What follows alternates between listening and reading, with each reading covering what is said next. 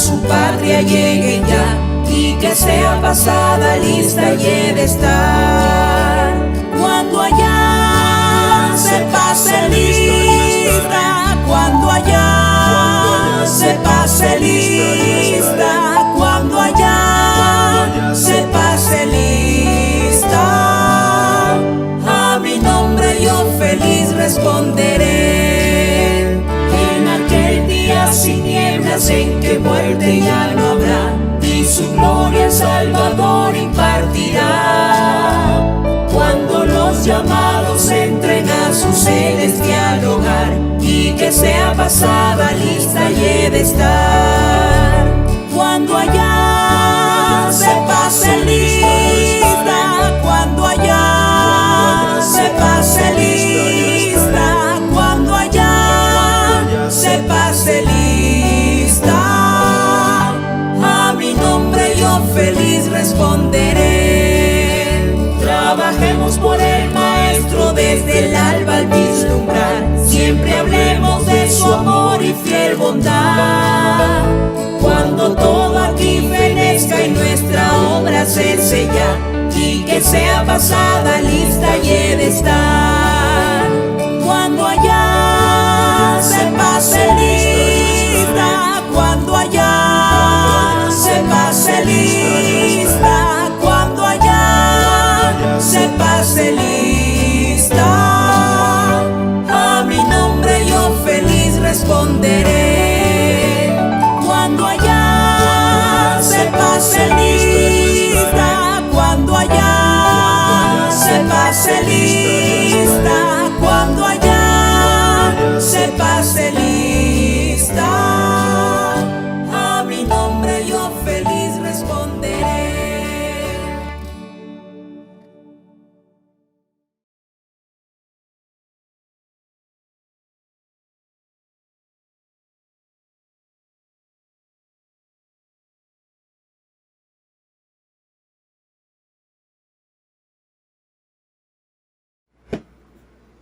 Mis queridos hermanos, Dios los bendiga el día de hoy. El día de hoy vamos a hablar sobre 2 de Corintios 5, del 1 al 10. Quisiera poder orar antes de comenzar la prédica. Así que, mis hermanos, por favor, oremos todos juntos para que Dios nos hable el día de hoy. Bendito Padre Celestial, el día de hoy acudimos ante ti para que primero nos des iluminación, nos abras el entendimiento y con tu palabra nos hables el día de hoy. Que nos enseñes el mensaje que quieres hablarnos el día de hoy a través de tu preciosa palabra. Que podamos estar atentos a lo que nos quieras enseñar a todos nosotros. Bendice a cada uno de mis hermanos y que este mensaje del día de hoy sea para tu gloria y sea también de beneficio para tu iglesia, Padre Santo. En el santo nombre de tu Hijo Jesucristo. Amén. Bueno, vamos a utilizar la Reina Valera del 60 para leer el pasaje en mención, ¿no? de 2 de Corintios, de 5, del 1 al 10. ¿Sí? La palabra de Dios dice lo siguiente: porque sabemos que si nuestra morada terrestre, este tabernáculo, se deshiciere, tenemos de Dios un edificio, una casa no hecha de manos, eterna en los cielos.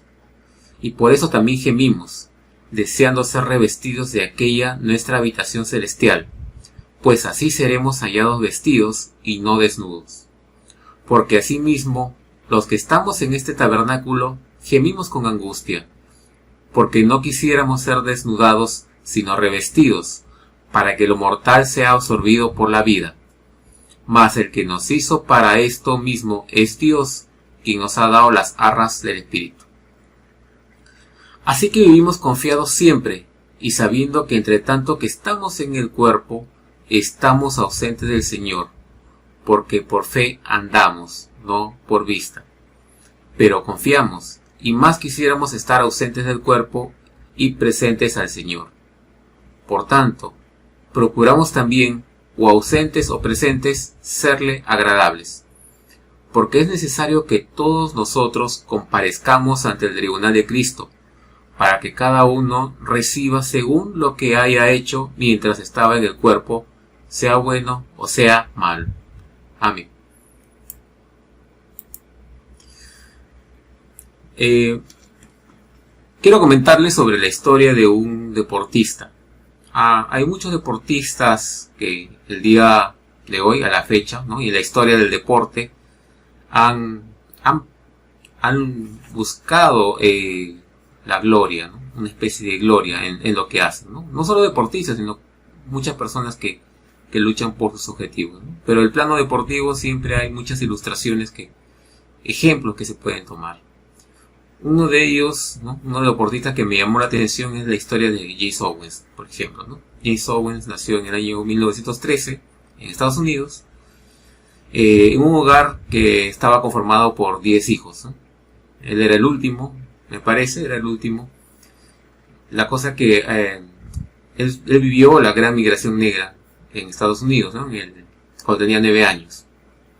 Cuando fue adolescente trabajaba de repartidor, ¿no?, y como estibador también. O sea, en su adolescencia él ya tenía que trabajar. Él vivió una época muy fuerte de discriminación racial, ¿no?, mucho más fuerte que la que puede asistir el día de hoy.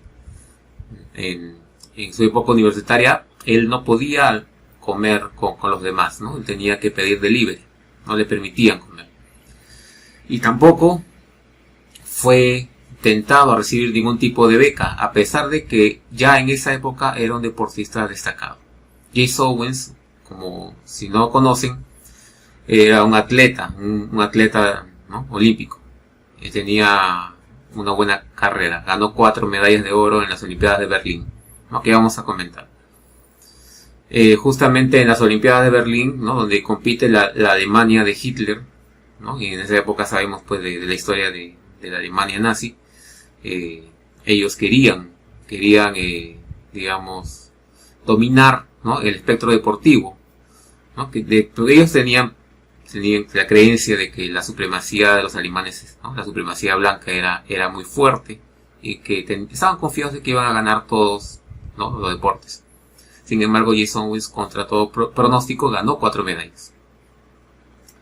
Al ganar esas 4 medallas, para él fue su gloria.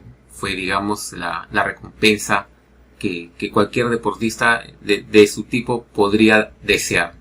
Fue su gloria, ¿no? Más que, aparte de las medallas, pues lo consiguió fama, popularidad, le pedían autógrafos. Fue muy respetado en Alemania. Para él fue su gloria, ¿no? Fue el máximo cisma, ¿no?, el máximo éxtasis que puede tener un deportista. Sin embargo, ya terminando, ¿no?, pasado ese evento, regresó a su país y lamentablemente pues no lo trataron como en Alemania, ¿no? Fue discriminado nuevamente, ¿no? No lo dejaron hospedarse en el Waldorf Astoria, ¿no?, un hotel conocido. No lo hicieron entrar por la puerta trasera y lamentablemente murió, ¿no? Murió de un cáncer al pulmón, ¿no?, porque él era un fumador muy vicioso, ¿no? Entonces, había desarrollado un hábito de fumar muy fuerte, ¿no? 30 años de fumar. ¿A qué quiero llegar con esta ilustración? Que el hombre, el ser humano, busca un propósito, ¿no?, un propósito o una gloria. El hombre vive luchando contra toda adversidad para lograr un objetivo, una gloria, ¿no?, un galardón. Generalmente estos galardones son terrenales, ¿no? Son, digamos, un ascenso, un aumento de sueldo, una medalla, reconocimiento, fama, etc. Sin embargo, el creyente debe tener una visión diferente. Y esta es la visión que nos ilustra el apóstol Pablo. El apóstol Pablo nos habla de una gloria más allá de una vida terrenal. Y esta gloria, pues antes de lograr esta gloria, pues como ya hemos visto en la prédica anterior, que hablaban de los tesoros en vasija de barro, que hacía referencia a un cuerpo débil, ¿no? Un cuerpo de barro, ¿no? Como el barro mismo lo es, en el cual alberga un tesoro, que es el Evangelio de Jesucristo. Y que para poder compartir este Evangelio, este tesoro, ¿no? Poder llevarle a otras personas este Evangelio, se tenía que pasar atribuciones de sufrimiento muy fuertes, al límite prácticamente, ¿no? Eso fue narrado, digamos, en la prédica anterior de nuestro hermano Abel, donde ahí explica claramente lo que el apóstol Pablo sufrió, ¿no? Y bueno, y en 2 Corintios, en el capítulo 1 también, ¿no? El apóstol Pablo escribe sobre ello, en el sufrimiento que tuvo en Asia. Un sufrimiento tan fuerte que lo llevó al límite también, ¿no? Que él esperaba la muerte. Y prácticamente toda la vida de Pablo ha sido así, ¿no? Hemos visto en varios videos sobre 2 Corintios que él se ha enfrentado al borde de la muerte. Y con falsos maestros, con calumniadores, con gentiles y judíos que lo querían ver muerto, porque representaba una amenaza. Y no solamente una amenaza ideológica, ¿no? O religiosa o de fe, sino también económica. Entonces Pablo se enfrentaba, tenía muchos enemigos. Entonces, una pregunta que uno se debe hacer, digamos, sobre esta parte es: ¿qué hacía o qué motivaba a Pablo a seguir viviendo tan intensamente de esa manera? ¿Qué hacía que Pablo se portara como un soldado en primera fila, adelante de sus tropas y dispuesto a morir, ¿no? Al borde de la muerte? ¿Qué le hacía perder al apóstol Pablo el miedo a morir? ¿No? Pablo fue muchas veces amenazado y como hemos mencionado hace poco, al límite de la muerte. No, pero a él no le importaba. A él no le importaba. Entonces, si a él no le importaba, es porque tras este miedo a perder el miedo a morir, detrás de esta pérdida de miedo a morir, había una motivación mucho más grande que el miedo a la muerte. ¿Qué era esa motivación? Entonces, esa explicación está en el versículo 1. En el 5.1 dice: porque sabemos que si nuestra morada terrestre, este tabernáculo, se deshiciere, tenemos de Dios un edificio, una casa, no hecha de manos, eterna en los cielos. Ahí está, en ese versículo, Pablo describe la recompensa, o describe, digamos, la visión de Pablo durante toda su vida de sufrimiento para predicar el Evangelio, es apuntando a esa esperanza, ¿no? Bueno, más que esperanza, una certeza, ¿no? Porque Pablo indica, ¿no? Y comienza el versículo diciendo: porque sabemos. Y cuando lo dice de esa manera es que tiene una certeza muy fuerte de que esa vida existe, ¿no? Esa vida eterna celestial. Y cuando Pablo habla de morada terrestre o tabernáculo, Pablo se refiere al cuerpo terrenal, a este cuerpo que actualmente tenemos o poseemos, y lo compara con un edificio o una casa grande. Pablo usa esa analogía porque él trabajaba con tiendas de campaña, ¿no? Él vivía, él sabemos pues que Pablo se ganaba la vida armando y desarmando tiendas de campaña.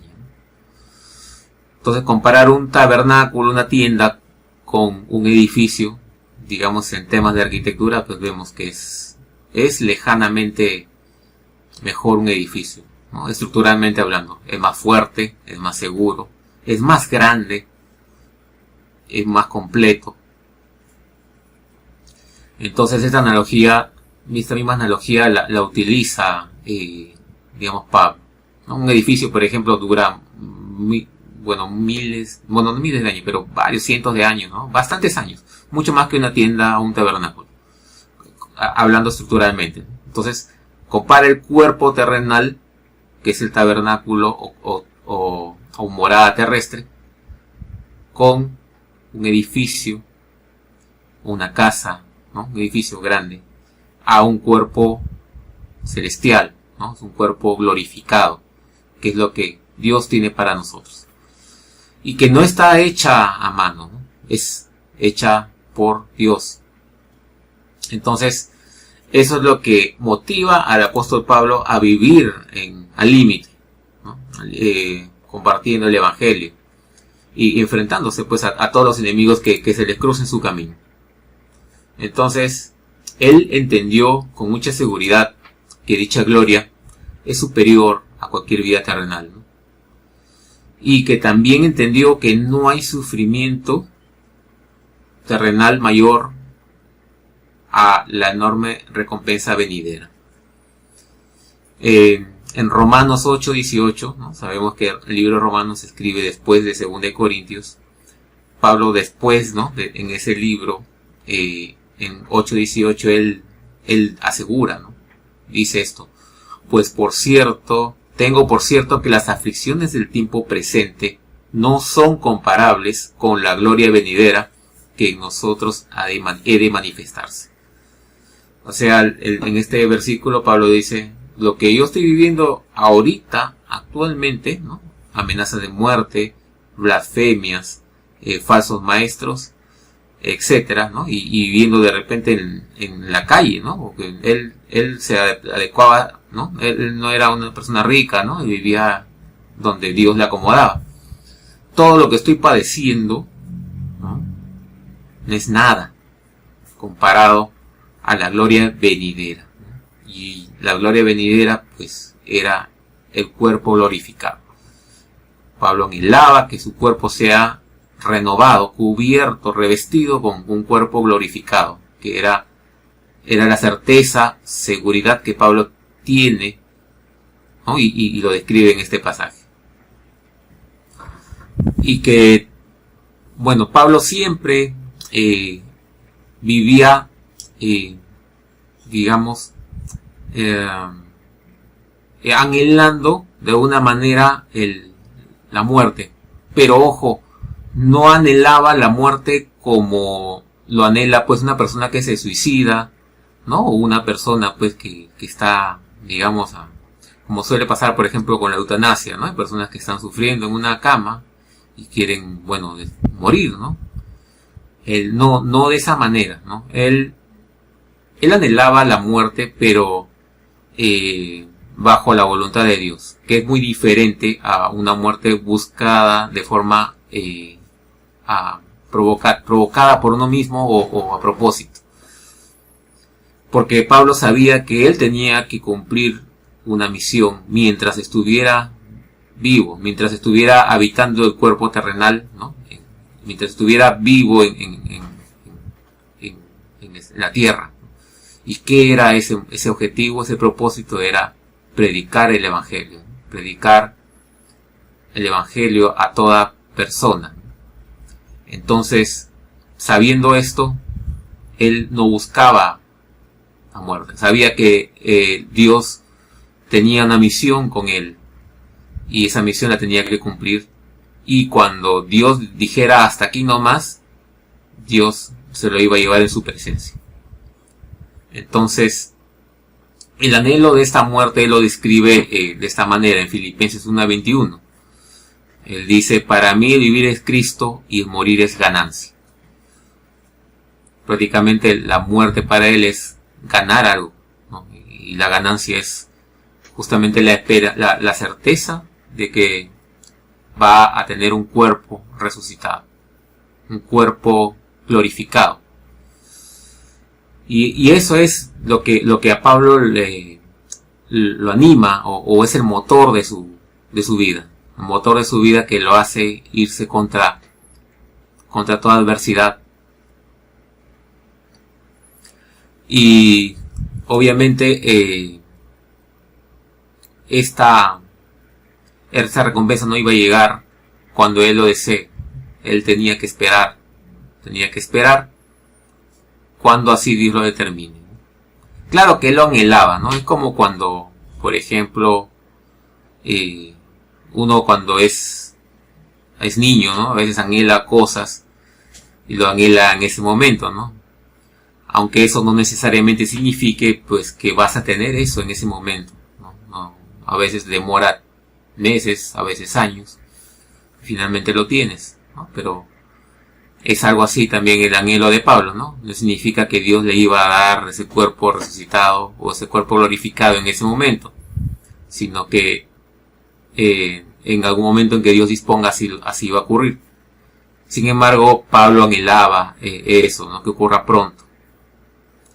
Y mientras tanto, ¿qué? Mientras tanto, él entendía su misión, ¿no? En Filipenses 3:14 dice, ¿no? Prosigo a la meta, al premio de supremo llamamiento de Dios en Cristo Jesús, ¿no? Prosigo a la meta significa pues que tenía que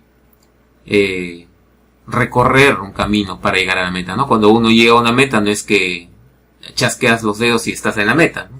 Tienes que recorrer un camino, y ese camino pues puede ser corto o largo, y puede ser dificultoso, ¿no? Puede tener obstáculos, ¿no? Depende del camino que recorras, y finalmente al final de ese camino está la meta. Entonces, obviamente la vida de Pablo él la veía como una carrera muy difícil, obviamente, pero él la veía así. Pero no le importaba recorrer esa carrera porque él sabía que la meta era un edificio, ¿no? Una casa, ¿no? Hecha a mano, ¿no? Celestial. Era la certeza de él. Luego en el versículo 2 dice, ¿no? Por eso también gemimos, deseando ser revestidos de aquella nuestra habitación celestial, pues así seremos hallados vestidos y no desnudos, ¿no? Porque asimismo los que estamos en ese tabernáculo gemimos con angustia, porque no quisiéramos ser desnudados sino revestidos, para que lo mortal sea absorbido por la vida.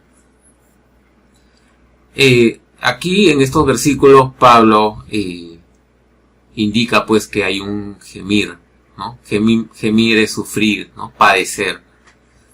¿Y por qué es padecer? Padecer de estar viviendo o habitando en este cuerpo, ¿no? Terrenal.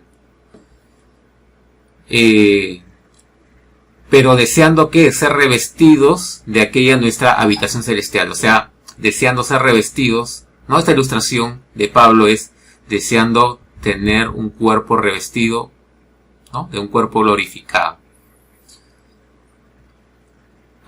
O sea, acá hay un punto muy importante también en esta parte, ¿no? Pablo dice, deseando ser revestidos de aquella nuestra habitación celestial.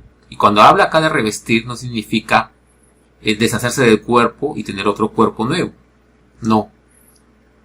O por ejemplo, también que el alma, o se queda solamente el alma sola y sin cuerpo. Acá, muy importante, bueno, en el contexto histórico, Pablo se enfrentó mucho al gnosticismo, ¿no? O a las corrientes filosóficas de los griegos y los romanos, ¿no? Donde ellos le daban poca importancia, poco valor al cuerpo, y más bien el alma sí tenía mucho valor. Decía pues que el cuerpo es inservible, que el día que uno tenga que morir, pues el alma tiene valor y el cuerpo no, ¿no? El cuerpo es prácticamente una basura con relación al alma. Pablo, sin embargo, no tenía ese concepto del cuerpo. Él sabía que el cuerpo, aunque limitado, ¿no? Débil, producto del pecado, ¿no? del pecado del hombre, es un cuerpo débil, ¿no? Corrupto. Sin embargo, tenía la certeza de que este cuerpo iba a ser un cuerpo transformado, glorificado, ¿no? ¿Glorificado por quién? Por Dios. Y al ocurrir esta fase, este cuerpo iba a ser un cuerpo especial, ¿no? Revestido de la gloria de Dios. ¿Y qué significa eso? Significa que el cuerpo que tenemos ya no va a ser otro cuerpo, con superiores características, ¿no? Así como la analogía de la tienda de campaña y el edificio es la misma analogía del cuerpo, incluso mejor todavía, porque un cuerpo glorificado es eterno, ¿no? Tal como lo menciona en el versículo 1. O sea, nunca va a caducar, nunca va a morir, no conoce lo que es la muerte. Nuestros cuerpos son mortales, ¿no? Conoce la muerte, tienen un periodo de expiración. Entonces, aquí Pablo afirma el valor del cuerpo y el alma, ¿no? Los dos, en contraste con las filosofías romanas y griegas de esa época. Entonces, pero también Pablo aquí ansía también que no perder en ningún momento esta gloria, ¿no?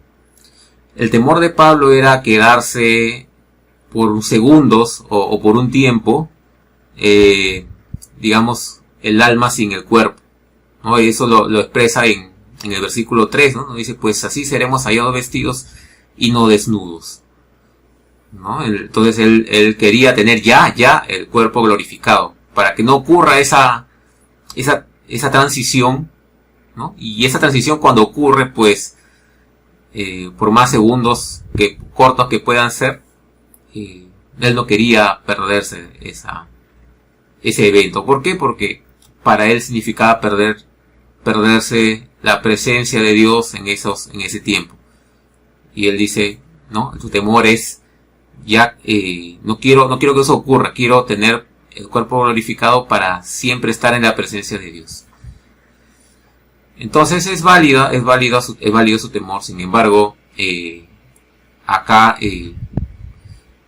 quizá puedan surgir algunas preguntas, ¿no? ¿Qué pasa si el creyente muere y luego resucita, ¿no? Tal como está escrito en la palabra de Dios? Tendrá un cuerpo nuevo, un cuerpo glorificado. ¿Qué pasó con el cuerpo anterior? Ojo que cuando aquí hablamos del cuerpo, estamos hablando netamente de las propiedades físico-químicas del cuerpo, más que estar hablando del cuerpo, digamos, de las células que actualmente nos conforman. Estamos hablando aquí de que la materia del cuerpo es la que Dios utiliza en base a esa materia para crear un cuerpo glorificado, revestirlo, ¿no? Revestir este cuerpo, ¿no? Esa materia corporal, con un cuerpo glorificado. Es quizás un poco difícil de entenderlo, pero es lo que muchos expertos en la materia hablan sobre estos versículos que hablan sobre la resurrección de los justos, ¿no? La resurrección de los cristianos, ¿no? Donde Dios pues va a resucitar y va también a hacer juicio, como vamos a ver más adelante. Entonces, eso es lo que estaba viviendo el apóstol Pablo, ¿no? Tenía que soportar el sufrimiento del cuerpo actual, ¿no? Con el anhelo de ser transformados en algún momento, con gemir, ¿no? Y cuando habla de gemir era sufrir. ¿Y qué cosa eran los gemidos? Los gemidos, aparte, digamos, de las limitaciones del cuerpo, como la muerte, por ejemplo, las enfermedades, también la fuerza, ¿no? Y muchas limitaciones. Y bueno, y la que siempre habla Pablo de la corruptibilidad del cuerpo, que lo hacía pecar, ¿no? Las cosas que él no quiere hacer, esas él hacía, como lo dijo en un pasaje. Sino que también se refiere a gemidos, ¿no? Se interpreta que Pablo se refería a gemidos también a lo que estaba viviendo, pues, ¿no?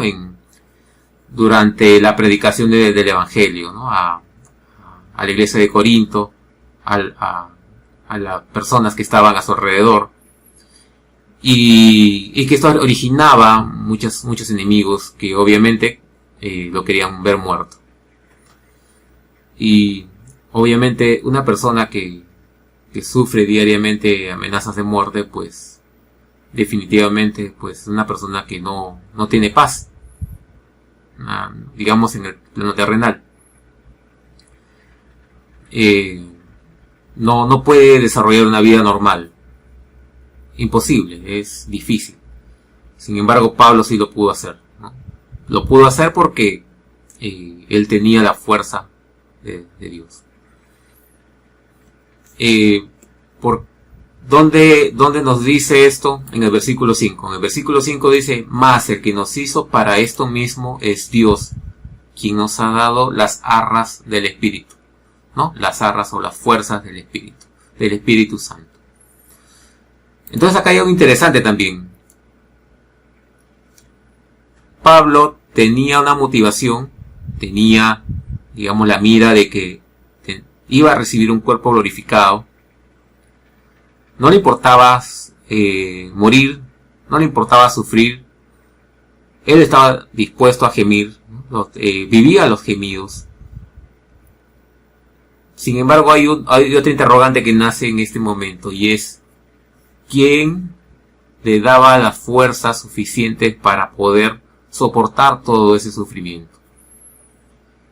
Porque ningún ser humano que pueda decir yo quiero, ¿no? Yo hoy día voy a decidir sufrir. Yo tengo la voluntad inquebrantable, y el día de hoy, como muchos libros de autoayuda hoy día pueden hablar, pueden decir eso. Estoy seguro que muchos, o por no decir todos, fracasarían en el intento. Porque no hay ningún ser humano que pueda, padecer lo que padeció el apóstol Pablo, sin pestañear, con fuerzas propias. ¿Quién entonces le dio esa fuerza, esa fortaleza, esas arras, como dice el versículo 5, a Pablo? Pues fue el Espíritu Santo.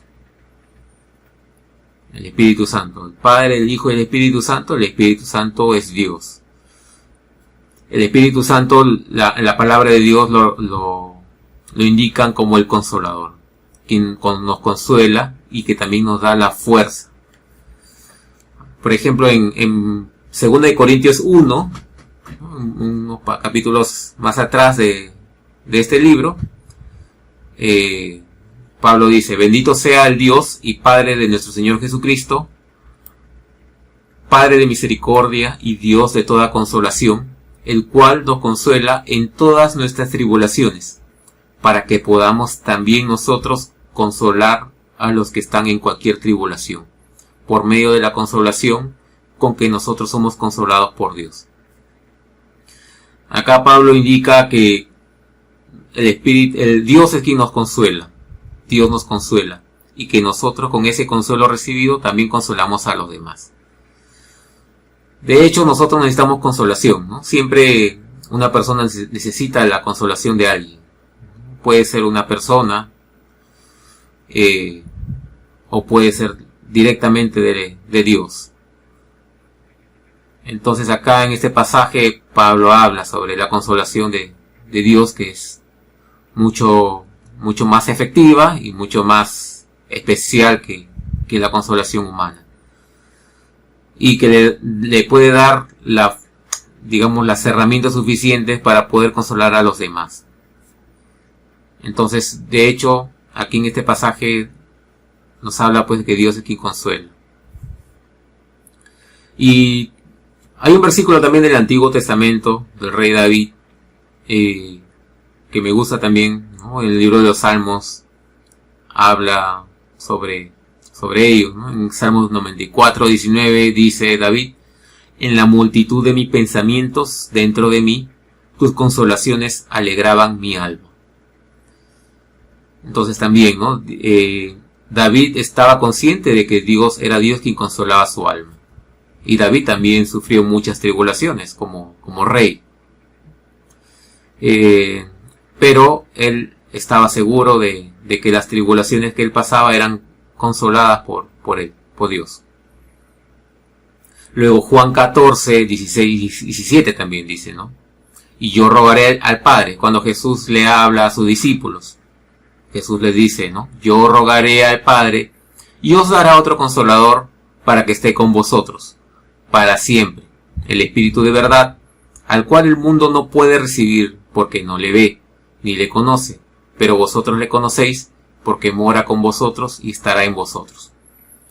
Sabemos pues de que, Jesús les dijo a estos sus apóstoles que les iba a enviar un consolador y que los apóstoles los conocen y que moran con ellos y estarán con ellos. Y tanto es así que también conocemos pues después que Jesús partió, ¿no? Resucitó entre los muertos y partió al cielo, los apóstoles comenzaron a predicar el evangelio y tuvieron una muerte terrible también todos, o casi todos. ¿Y qué los motivó también a los apóstoles a poder soportarlo? El Espíritu Santo, el Consolador. Entonces, el Espíritu Santo, o sea Dios, era quien le daba el consuelo, que era una de las herramientas principales, es una de las herramientas principales del creyente para poder sobrellevar el sufrimiento. Entonces, eso es imprescindible para poder entender cómo Pablo pudo soportar todas estas penurias y adversidades. Acá también hay un tema importante que Pablo, ¿no?, hace un corte en el párrafo y dice: así que vivimos confiados siempre. Y sabiendo que entre tanto que estamos en este cuerpo, estamos ausentes del Señor, porque por fe andamos, no por vista. Acá es importante entender la actitud de Pablo y lo que Pablo nos quiere hablar al respecto en este versículo. Porque también podemos recibir la consolación de Dios. Podemos tener como objetivo el cuerpo glorificado. Podemos sufrir penurias, adversidades, pero sin embargo, si vivimos temerosos, desconfiados, desanimados, no tiene sentido. Porque podría ser una vida, llamémosle mediocre, el tratar de vivir en un tira y jala, ¿no? En una especie de tirarle a la tinca, ¿no? A veces cuando uno juega a la lotería, ¿no? Dice, bueno, a ver si gano algo, pues, ¿no? Si gano algo y si no gano, no pasa nada, pues, ¿no? Igual ya no tengo plata, pues, ¿no? Y si no, bueno, me vuelvo millonario, ¿no? Recibo el premio mayor. Pablo no dice que no vivamos de esa manera, ¿no? No vivamos, digamos, como ven, echándole la suerte, ¿no? Desconfiados, ¿no? Porque un poco jugar a la lotería es jugar un poco desconfiado, ¿no? No es que le apuestas a todo a la lotería. Acá Pablo dice que vivamos confiados. ¿Confiados en quién? En Dios. Sabiendo que mientras estamos en este cuerpo, estamos ausentes del Señor, porque por fe andamos, no por vista. Entonces Pablo acá hace un énfasis muy fuerte en la fe. Tenemos que vivir con fe. Y vivir con fe implica vivir animosos, ¿no? Vivir siempre con esa disposición de querer vivir cada minuto, sabiendo que hay un Dios que nos guarda y nos protege de todo mal. Y justamente en el libro de Hebreos, ¿no? Hebreos 1:6 dice, ¿no? Porque sin fe es imposible agradar a Dios, porque es necesario que el que se acerca a Dios crea que le hay y que es galardonador de los que le buscan. Entonces la fe o vivir confiados es una forma de agradar a Dios. ¿Por qué? Porque Dios es lo que así lo pide. Pide que tengamos fe. Dios nos ofrece sus bendiciones, nos ofrece la salvación a través de su Hijo Jesucristo, a través de su gracia. Y Él lo único que nos pide es fe. Y la fe verdadera activa las obras, que es una demostración de la fe del creyente. Pero parte de la fe. La fe entonces es la que hace que el creyente tenga el ánimo necesario para poder vivir al servicio de Dios y no al servicio de un objetivo o una recompensa. El objetivo es una añadidura, pero la recompensa es una añadidura, no es el objetivo. El objetivo es vivir con fe para el Señor y vivir anhelando la presencia del Señor. En el versículo 8 dice: pero confiamos y más quisiéramos estar ausentes del cuerpo y presentes al Señor. Acá Pablo enfatiza la urgencia de ya querer estar ausentes del cuerpo y estar presentes al Señor, partir en la presencia de Dios, porque sabe que al partir en la presencia de Dios, Él va a recibir ese cuerpo glorificado para poder estar en su presencia, cerca de Él. Pero para eso necesitamos la confianza que tiene Pablo. Pablo inicia el versículo 1 con certeza, diciendo: sabemos que su fe era fuerte. Y esa es la fe que nosotros como creyentes también necesitamos. Necesitamos tener la certeza de Pablo, de saber que vamos a tener ese cuerpo glorificado. Y no solamente eso, sino anhelarlo, como lo anhelaba Pablo. Anhelarlo de tal manera que eso implica que vamos a estar más cerca de Dios. Bueno, y con todo lo mencionado anteriormente, ¿no? Que no es que tú decidas de forma automática en qué momento lo vas a hacer. Es Dios quien va a decidirlo, pero el anhelo tiene que estar presente en tu corazón. Dios lee los corazones, ¿no? Él escudriña los corazones y sabe lo que realmente tu corazón anhela. Y en el corazón es donde debemos atesorar ese anhelo de estar en su presencia. Ausentes de este cuerpo significa no tener este cuerpo corruptible, pecaminoso, que Pablo decía que le hacía hacer cosas que él no quería hacer, sino más bien tener un cuerpo glorificado, que es un cuerpo purificado por el Señor y que nos hace gozar de su presencia. Y ese es el anhelo de todo creyente, despojarse de ese cuerpo. Ahora, la vida terrenal, mientras tanto, tiene que ser buscando agradarle. Una de las formas de agradarle es mediante la fe, ¿no? Hemos leído en Hebreos 1:6 es: sin fe es imposible agradar a Dios. Pero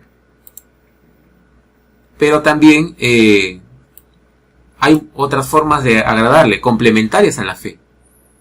De hecho dice, por ejemplo, que si tú tienes fe pero no haces nada para demostrarlo, no haces obras, no sirve de nada.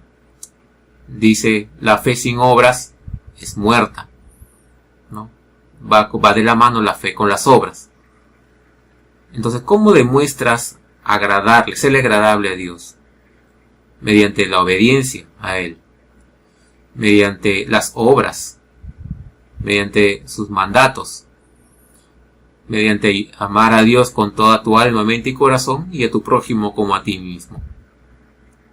Viviendo una filosofía de vida con estos principios, buscando serle agradables, que están basados en la raíz de la fe en Dios.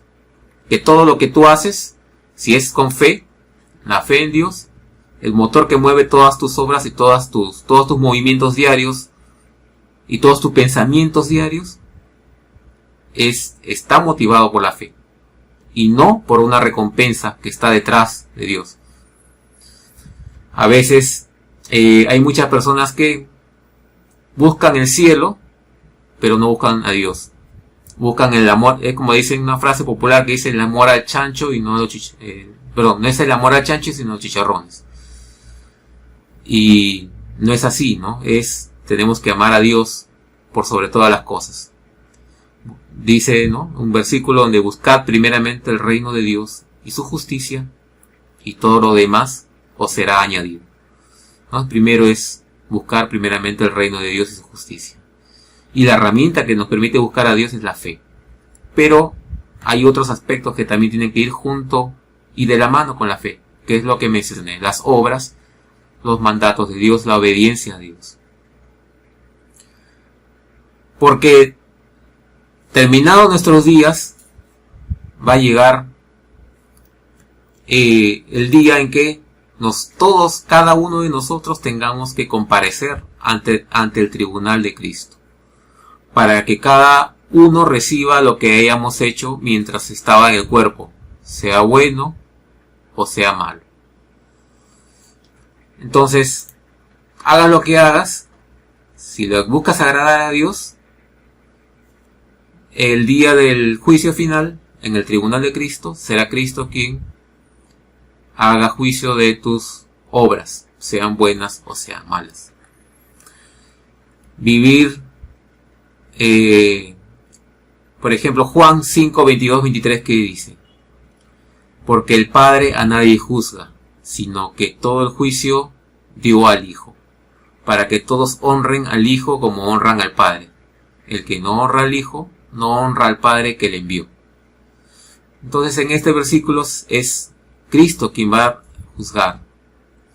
Va a juzgar lo bueno o lo malo que hayamos hecho. El tribunal de Cristo, entonces, en ese momento en el que se dé el tribunal de Cristo, se va a dar ese evento. Y podremos recibir recompensa o juicio según nuestros actos, ¿no?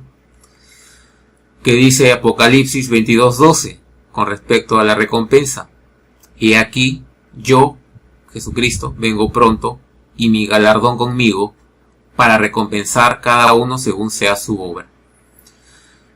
Porque puedes haber hecho buenas obras, ¿no? Cosas buenas en tu vida terrenal, pero no todos de la misma proporción, ¿no? Hay unos que habrán hecho más cosas buenas que otros. Entonces cada uno recibirá el galardón que al juicio de Jesucristo recibiremos cada uno. Sin embargo, ¿qué ocurrirán con aquellos que se hayan ido por lo malo o hayan rechazado a Cristo y hayan rechazado todo lo bueno que Él representa y hayan simplemente decidido vivir una vida mundana y una vida opuesta a la bondad y al amor de Dios? Romanos 2:5 nos dice: mas por causa de tu terquedad y de tu corazón no arrepentido, estás acumulando ira para ti en el día de la ira y de la revelación del justo juicio de Dios. Sabemos pues que la ira de Dios se va a manifestar en los impíos e injustos. Así que el día del tribunal de Cristo será el día en el que todo se va a esclarecer, las cuentas se van a esclarecer y las recompensas y los castigos se darán.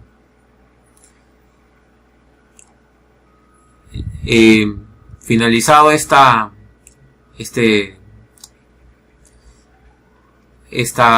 pasaje o esta prédica, yo quisiera dejarles algunas preguntas que se deben hacer. ¿Anhelas más las recompensas terrenales que las celestiales? Si las recompensas que anhelas es la celestial, ¿qué estás haciendo al respecto? ¿Cómo es tu vida? ¿Es tu vida como la de Pablo? ¿Parecida a la de Pablo? ¿Vives afligido, gimiendo, predicando el evangelio a los demás? ¿Vives confiado, con fe día a día en que Dios te dará esa recompensa? ¿O vives dudando? ¿Es tu vida agradable a Dios? Hermanos y amigos, si sientes que tu vida no es agradable a Dios, pues les invito a repetirse directamente con Él. 2 Corintios 7:10 dice: porque la tristeza que es conforme a la voluntad de Dios produce un arrepentimiento que conduce a la salvación. El arrepentimiento produce una actitud positiva hacia Dios, que conduce finalmente a la salvación. Anhelo pues, hermano, que te arrepientas si sientes que tu vida no es agradable a Dios, y puedas recibir también el galardón en el tribunal de Cristo, y sobre todo puedas recibir el cuerpo glorificado que Jesucristo nos ofrece a través de Él. Que Dios te bendiga, mi hermano.